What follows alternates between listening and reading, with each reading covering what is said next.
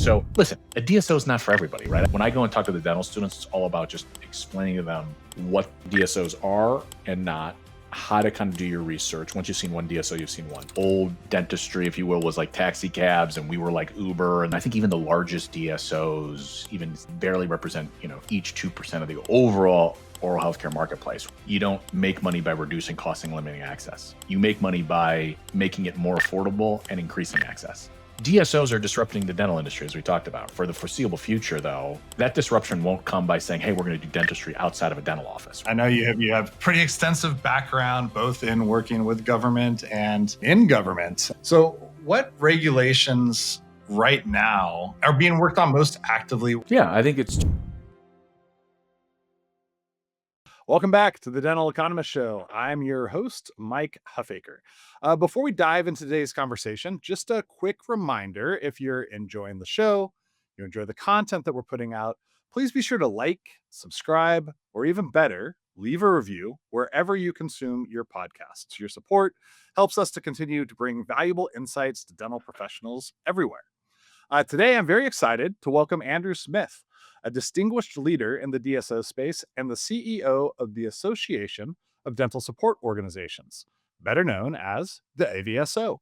With years of experience in government relations, public policy, and executive leadership, Andrew has a unique perspective on the growth and transformation of dental support organizations. As the CEO of the ADSO, Andrew has been at the forefront of the evolution of DSOs, navigating regulatory changes, industry shifts, and the development of a more adaptive, patient-centered model for dental care. Andrew, it is a pleasure to have you on the show today. How's everything going? Hey, great, Mike. Thanks for having me. And what a great intro. I should have you come to anywhere I'm speaking or talking, and just have you intro. That was great. I love it. Yeah, no Thanks so much. problem. Let me know. I'll just walk in ahead of you and kind of be like the king's crier and just do the announcements, and then make way and let you take the stage. So Yeah, that would be, honestly, that was as strong of an intro as I've heard. So I appreciate it. Definitely. perfect. Happy to do it. Well, hey, I'd love to start with how you got involved with the ADSO.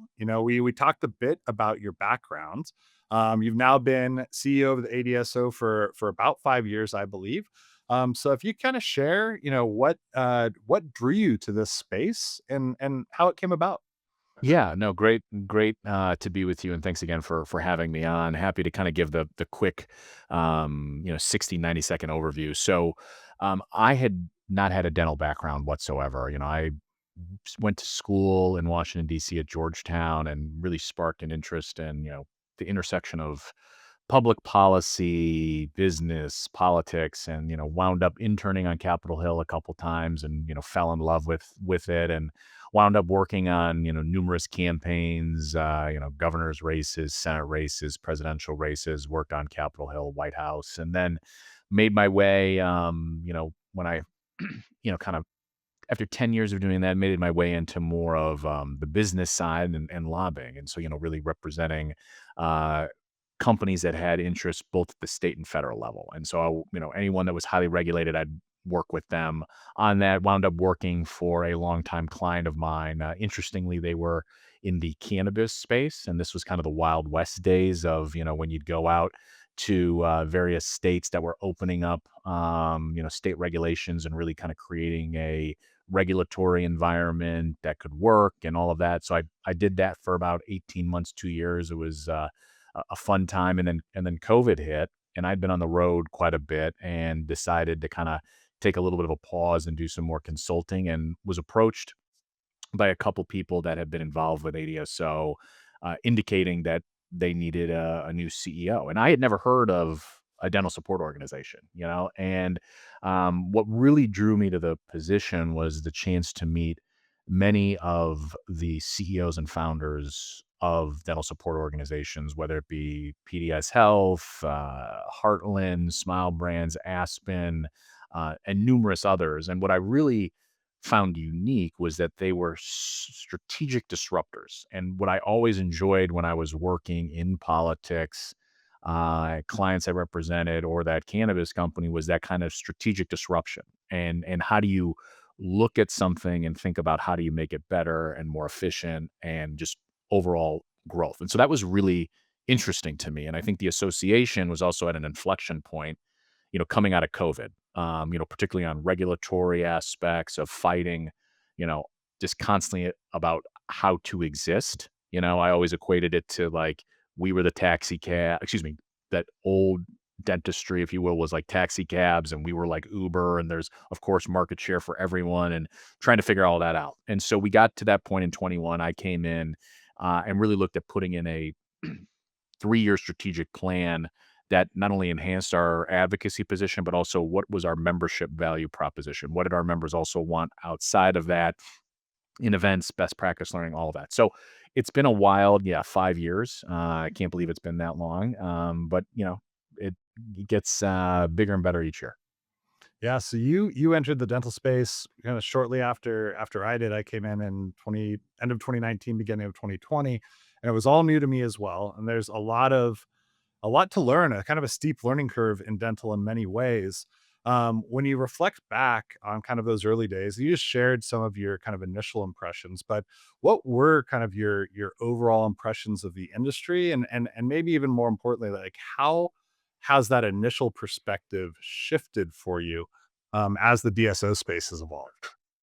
Great, great question. I don't think I fully appreciated at how um it's like the smallest large industry out there, right? It's like you know 2 or 3 people and then you kinda know everybody else or vice versa. And it for a $180 billion a year industry, it seems like it's very small and all the players and they're very, and I just didn't anticipate that. I thought it'd be much bigger, more, I guess, uh disconnected. And then I realized how connected the industry is.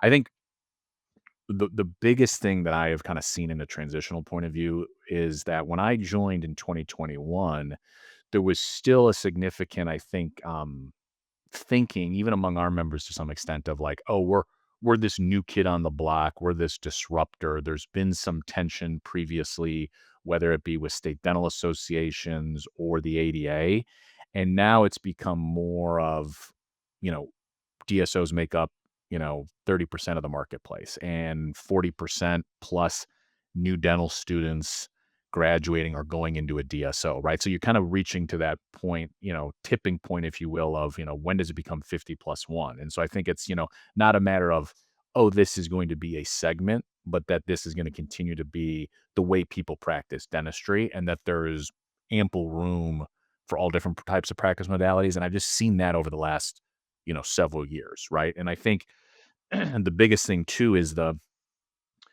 think even the largest DSOs even barely represent, each 2% of the overall oral healthcare marketplace, right? So there's a ton of, white space, if you will, in opportunities for all and kind of what we're doing. But it's just a fascinating thing. I think, like I said, going from new kid on the block, oh, like, do we need to be fighting to be like valid and part of it? And now it's, very, very clear that, we are not only here to stay, but the future.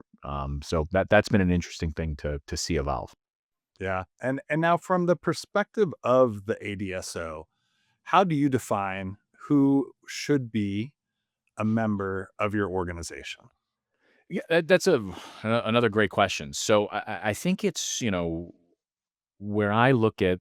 I say that membership is open to all folks that have a dental support organization, and again, I think a lot of folks always try to define what is a DSO, right? Like, you have some centralized back office. Is it, probably more than 3 offices? That's kind of the general rule we use.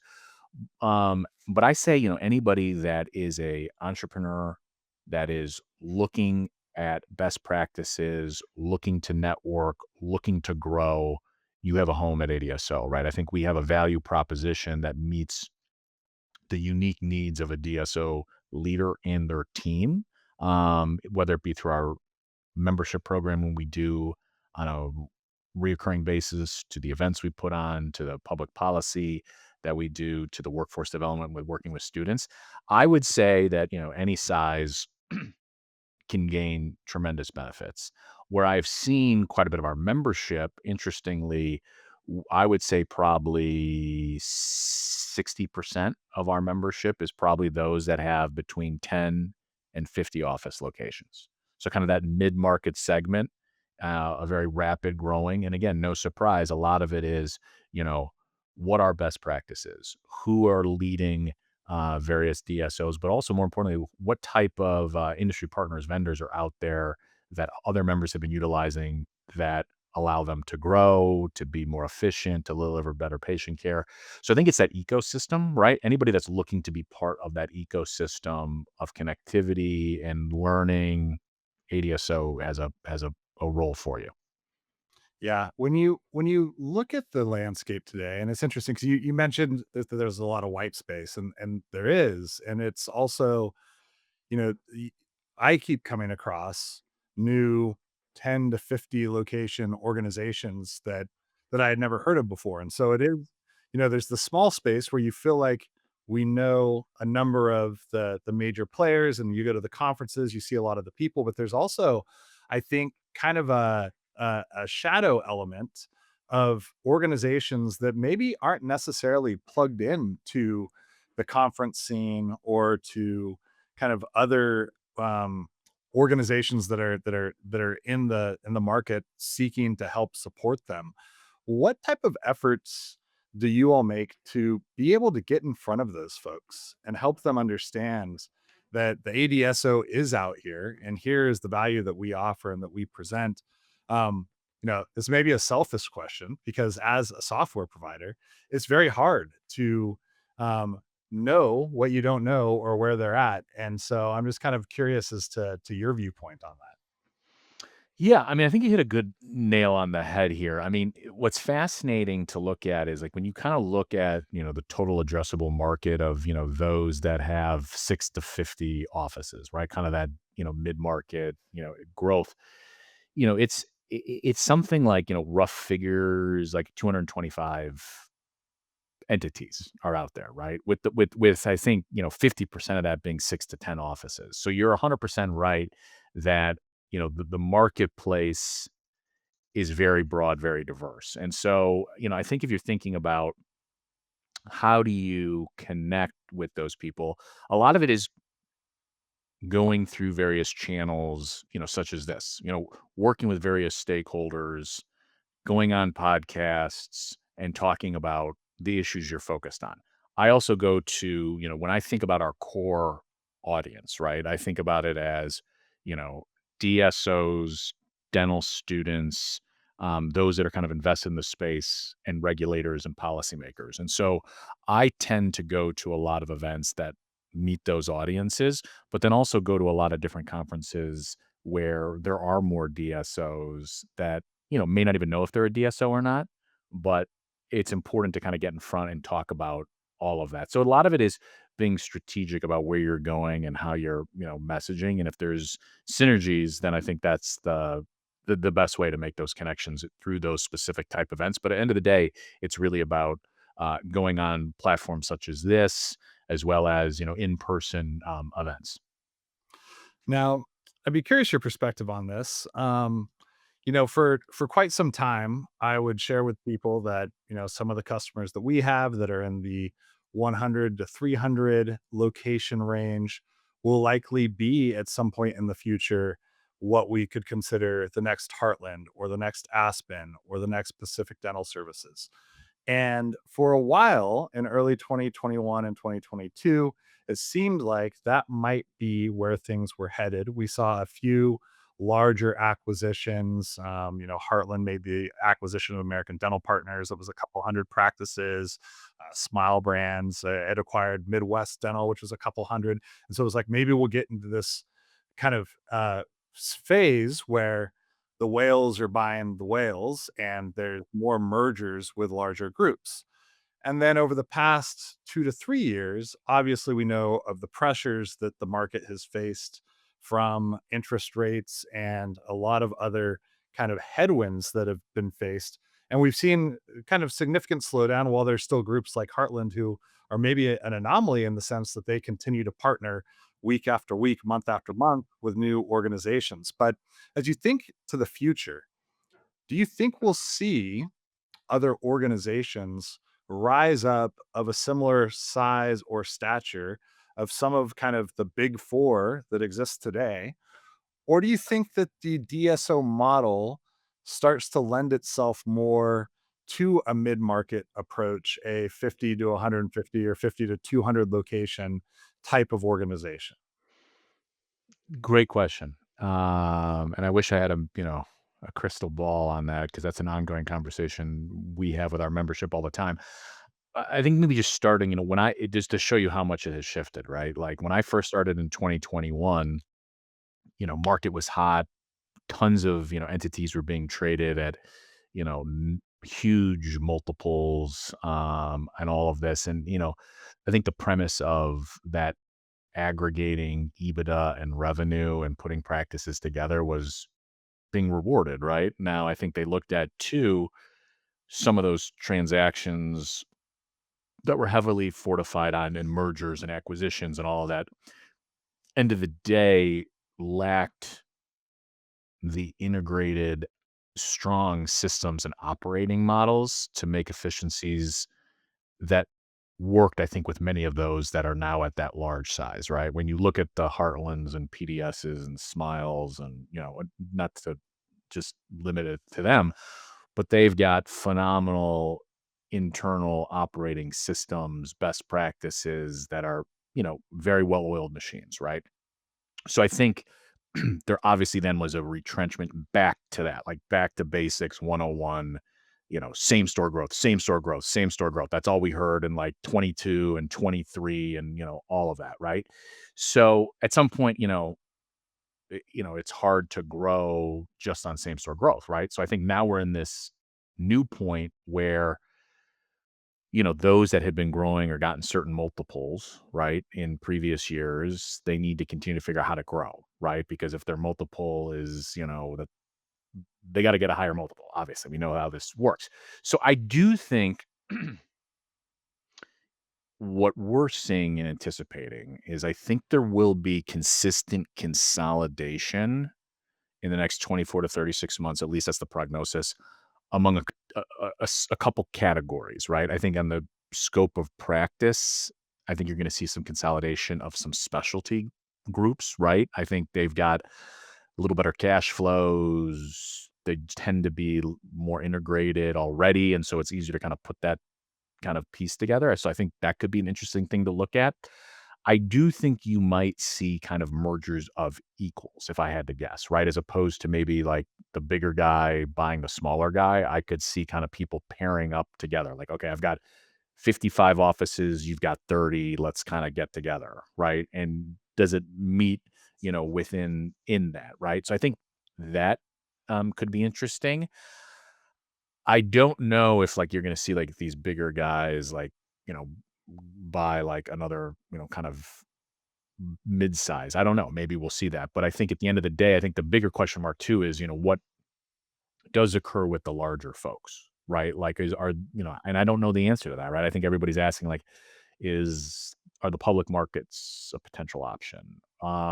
Is there a merger of equals out there? I don't know, right? I mean, that would be fascinating. But so I think there's a lot to be happening. I mean, again, we can come back here in 24 months, say I'm probably wrong, but I think if we look at specialty, some consolidation of some maybe larger ones buying smaller ones, or maybe I think that would make sense. And then maybe some mid-market general dentistry guys getting together.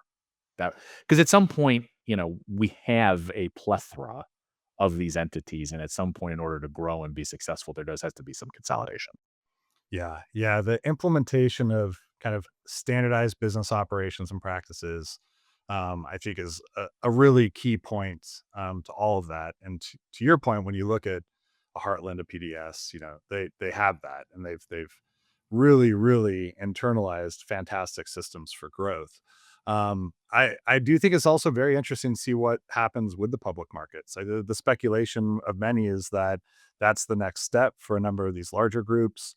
I had Dr. Villanueva from MB2 on the podcast, and he shared that he thought that that was the space where, it made a lot of sense to add available liquidity and have the supports of the markets. And, you know, um, it would be, I think, of a lot a large benefit, assuming that public offerings work out well for the larger groups, to the industry as a whole as well, because there is this notion that folks have, which is like, well, where can you go with this? Like, what can it look like on the other side? What are we actually growing for?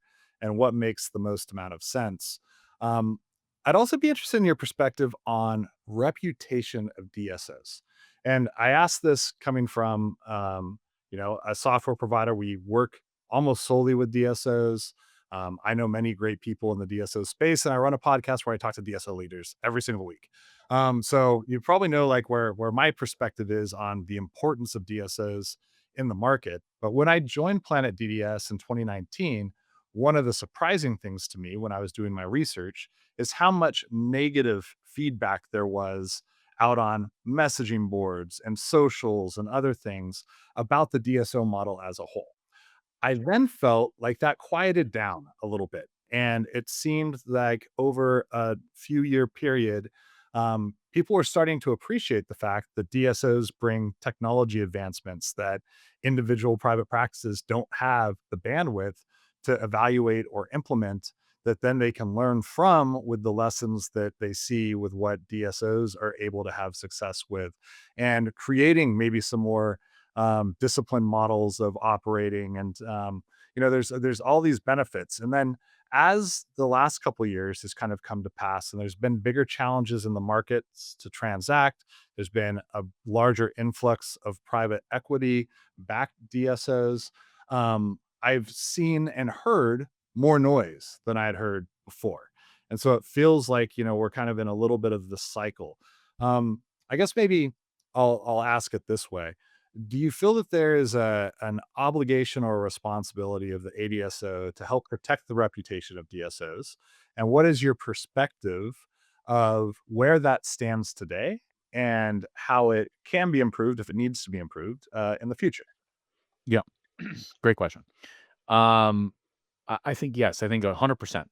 There is a role for ADSO to play in terms of being a forum and facilitator of best practices and how the industry should be operating. Right. I mean, I think that the biggest thing is that many of the members who founded ADSO very much are still involved, feel very tight knit to that, and a sense of ownership, which is phenomenal, right? Like, and I think they feel like it is also incumbent upon ADSO and them to continue to showcase, like, hey, here are the best practices we followed to get us to where we are today. We faced a lot of challenges, kind of coming up the ranks. And so we owe it to the rest of the industry to not give back, but to continue to say, like, this is how things should operate, right? So that is an ethos of ADSO, without a doubt, full stop. And in fact, I mean, when people apply for membership, they go through a application process with the membership committee. So it's not just a matter of, um, hey, join, anybody can come in. I mean, there is a thorough review process because they take that so seriously and they're very mindful of it. I think the content we put on for our members, either through events, through webinars, through other types of online membership, it's all about peer-to-peer networking, best practices. How are you looking at that? How did you face this issue? And how do you not make the mistakes that some made in the past? Right. So we do focus a lot on collaboration through and growth, right? Growth through collaboration. And in fact, I was talking with a couple of our larger member companies about our summit coming up in the summer of 2026, and that's a continued key aspect, is like growth through collaboration, and that's critical, right? Because we know this, like, in any industry business, there are always somebody that is a bad apple or a bad actor, and then it causes issues throughout you know, the supply chain, right? And like any other industry, certainly that. But I think ADSO really prides itself on making sure that the membership is, in fact, expressing the best ways to practice and all of that. So that's kind of point 1. Point 2, I it's interesting you mentioned that. I have seen a little, like, probably the last year, some more, uptick in sometimes like, "Oh, don't join a DSO," right? Or "Don't do that." And I don't have it, to base it on anything because obviously I started in 2021. but my understanding is it's certainly less than it was, prior to COVID. We've had, I think again, it comes down to making sure that a lot of these companies, like we talked about, are in a financially secure position. So there is, no loss of continuity of care should an entity need to be reorganized or things like that. Or more importantly, that the doctors who are working and providing have, a good relationship with the DSO they work with, and have all of that. So I've seen a little more of that, but at the same time, I'm also seeing on the ground, like, we just spent a ton of time at the National Leadership Conference with the American Student Dental Association. These are the, very high achieving, leaders in dental school. And, we had a great session, tons of students in the room. I think they have 1,500 kids that come nationally. We had a huge packed, auditorium. And I think something like 90%, we did like an informal, I wasn't there, we did an informal survey, but something like 90% of the students who came to the panel said that they were very interested in joining a DSO, right? So I think when you look at this, like you mentioned, is that there are a couple factors. I think one, it's how this generation wants to practice, right? They want more flexibility. They don't want to be in the same four walls potentially for 30 years. They may not want to do it alone and have their own ownership. Some don't even wanna be owners, some just wanna practice, but of course, some that do. But then also it's very cost prohibitive now to open up dental practice, particularly when you have the amount of student debt that these kids today have versus 30 years ago, right? So you can do it, but it's a lot harder on you, right? And I think also we know this too. Like, they're concerned about being practice ready on day one. And I think a DSO gives you that continuing education and practice management and mentorship that's greatly needed, right? And so I think it's kind of those two things happen to be converging, and the DSO happens to offer that, and that's why you're seeing that, right? So listen, a DSO is not for everybody, right? I said this the same thing. Working at a large law firm as a lawyer may not be the best fit for everybody, or a, mid-sized law firm, right? There's a whole host of options. And I think that's when I go and talk to the dental students, it's all about just explaining to them what DSOs are and not, how to kind of do your research. Once you've seen one DSO, you've seen one. So that's a long answer to your question. I've seen a little bit of an uptick on that, but then again, the data on the backside doesn't seem to support that, right? And then I think again, it's incumbent upon ADSO members to continue to promote all the positives. And I think doing that together is why you've kind of seen less of that, um, I would say pre-2019 anti-rhetoric, you know? Yeah, I would agree. It's absolutely not at the levels that it was when I first kind of initially was researching and involved in the space, and very well said about offering the options. And, the one seen one DSO, you've seen one DSO, and it's a tried and true phrase in our space. And um, but it's meaningful because, to your point, even if you like, maybe you have no interest in ownership, and that's fine, and there's options for that. Maybe you do, that's fine. There's options for that. There's DSOs that offer you a path to ownership. And so the variety really creates a multitude of landing places that wouldn't have existed otherwise, in environments that are far less pressure than running your own business and taking on that mountain of debt. Switching topics just a little bit, I'm curious as far as the structure of the ADSO. I've had the Yeah. privilege of having both Dr. Ahmed and Scotty Hudsmith on my podcast in the past, Yeah. and so the role of president at the ADSO and the functions that that role provides, it seems to traditionally be DSO, executive leadership, C-suite CEOs of large successful organizations. How do you think about that? How does that role become filled, and what does that cycle look like? Yeah. No, great question.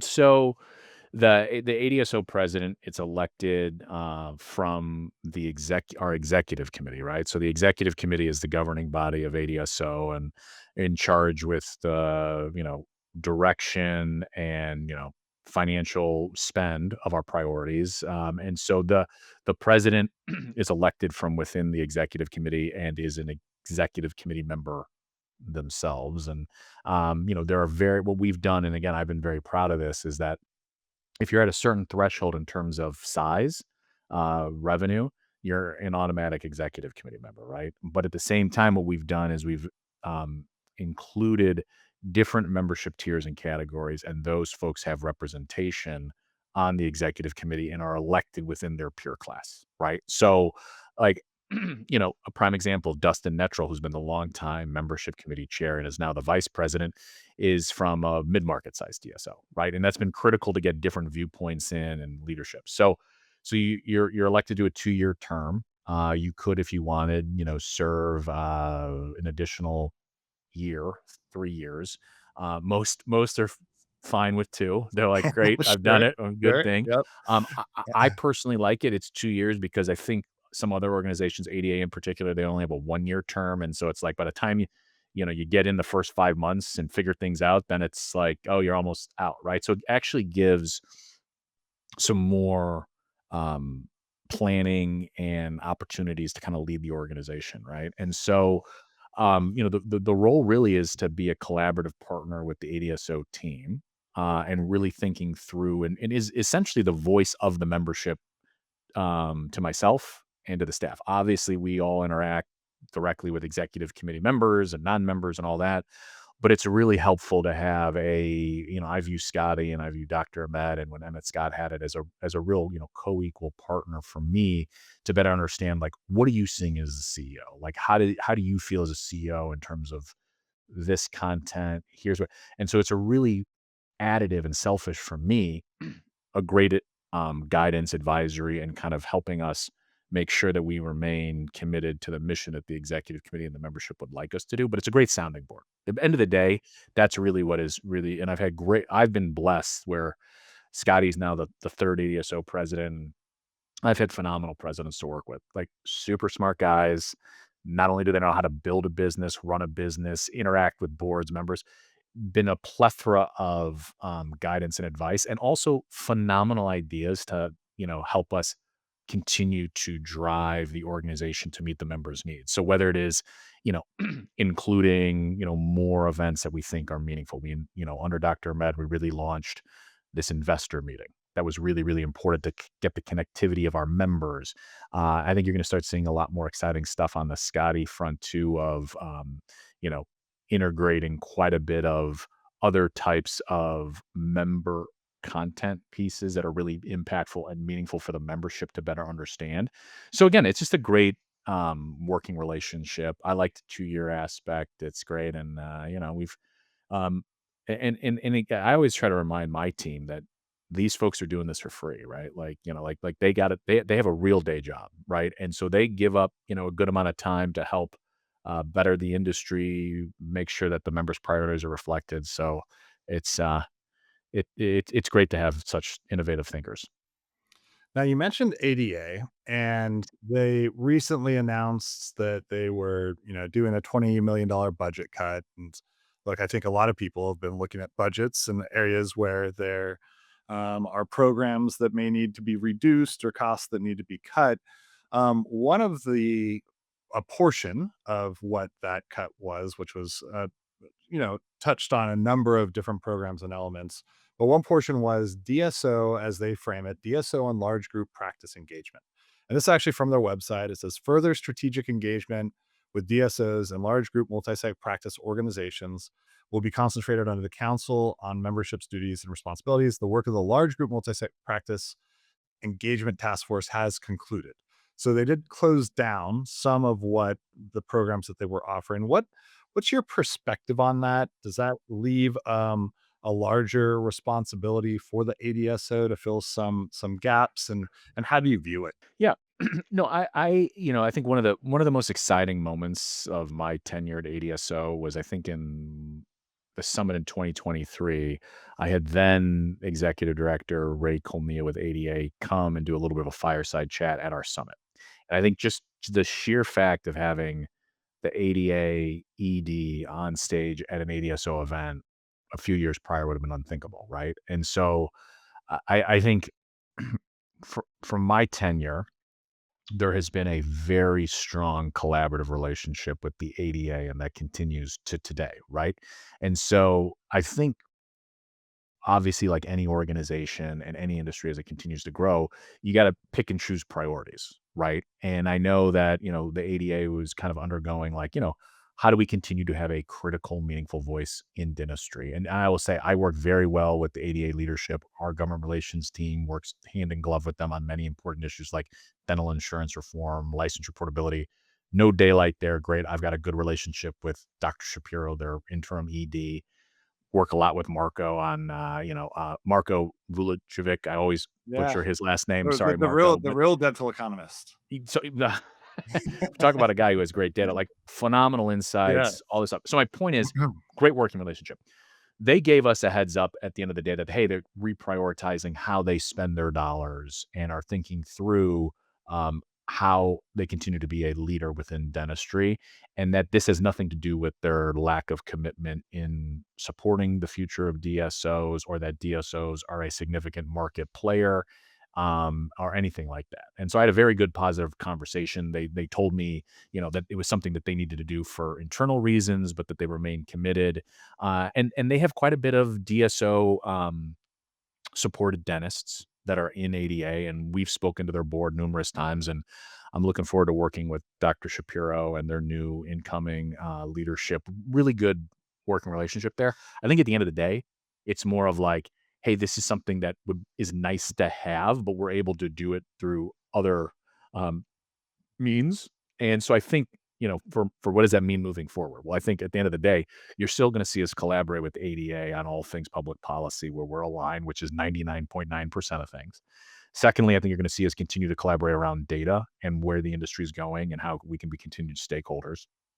And then I think the third part is continued on, thought leadership and the future of dentistry, right? We all know technology is driving, right? And, I think there's tons of involvement there.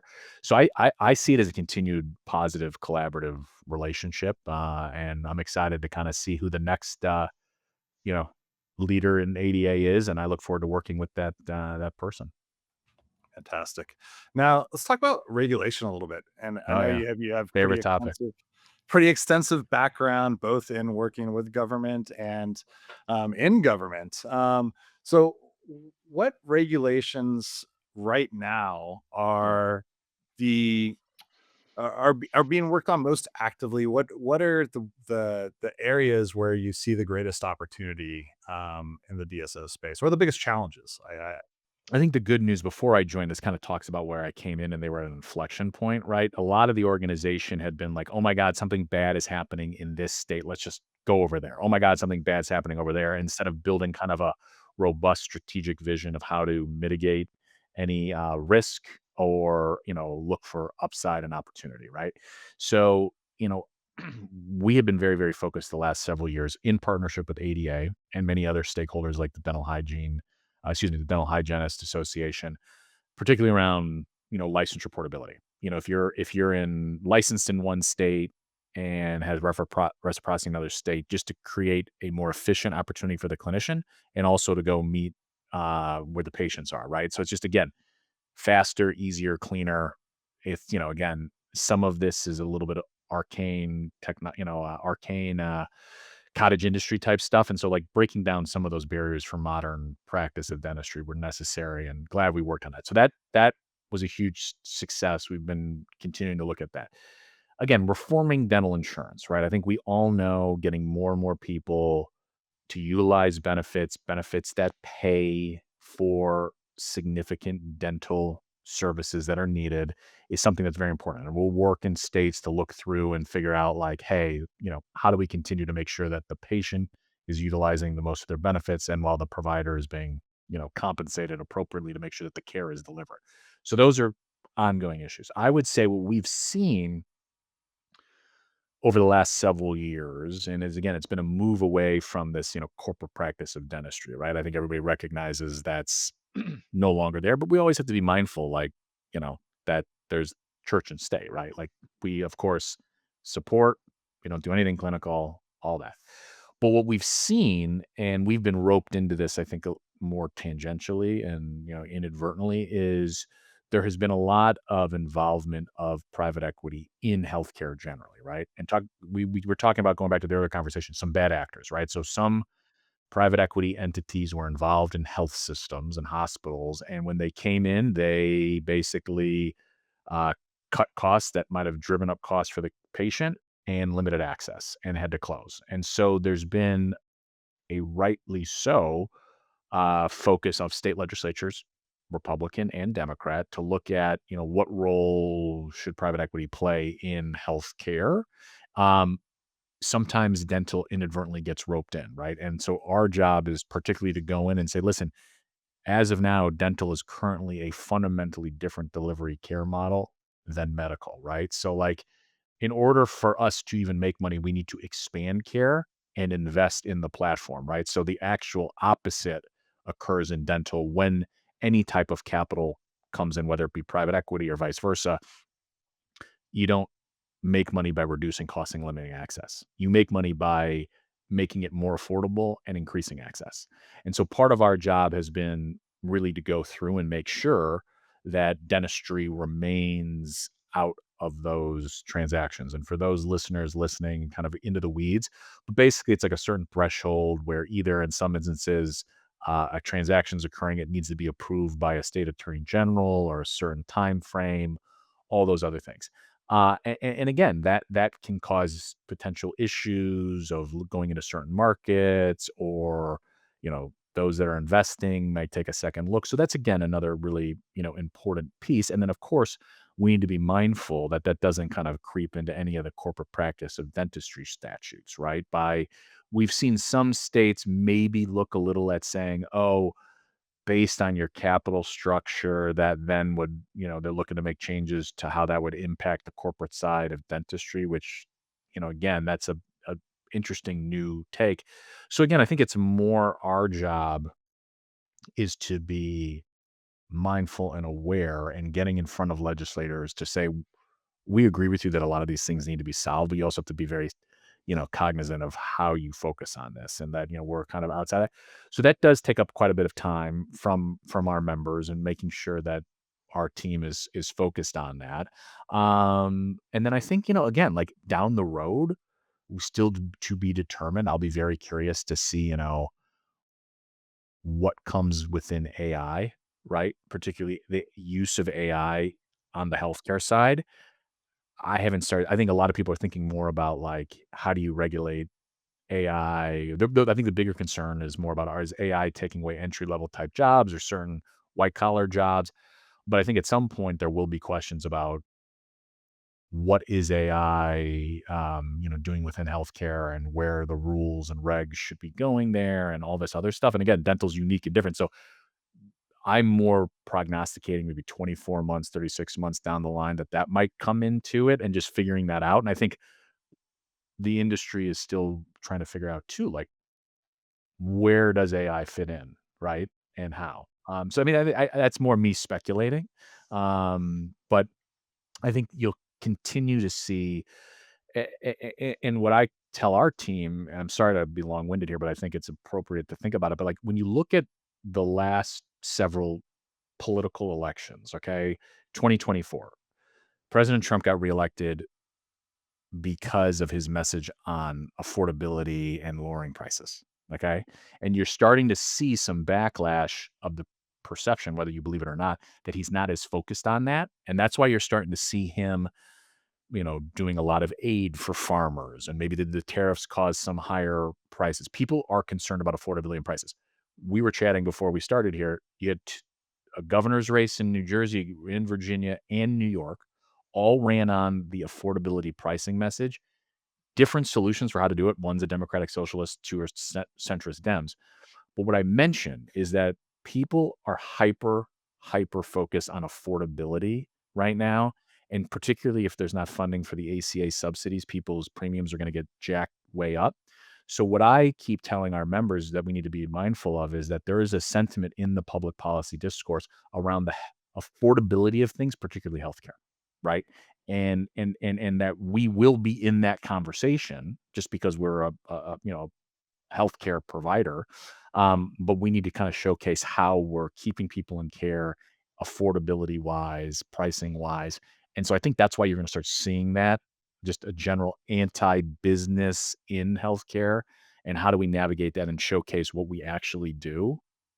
That it's actually like, again, lowering costs and increasing care. So I think that's, as I look at it, that's kind of how I think it through from a, theoretical point of view. Yeah, yeah, and a great call out with the AI regulation as well. I mean, we're already seeing, not specifically related to healthcare, but individual states seek to pass their own legislation about LLMs and how those can operate and what type of results they can present to folks.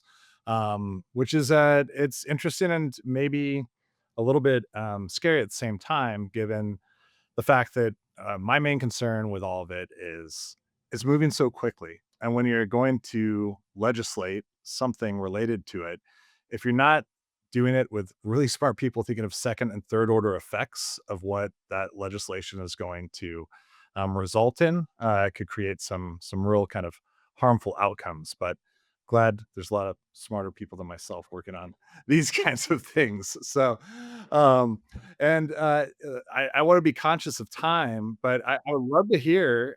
You talked about it briefly, but you have the 15th anniversary of the ADSO summit happening this summer. I think it's the middle of June. Where is that taking place, and maybe what can people expect that's a little bit different from the past? Well, thank you, Mike, for asking that question.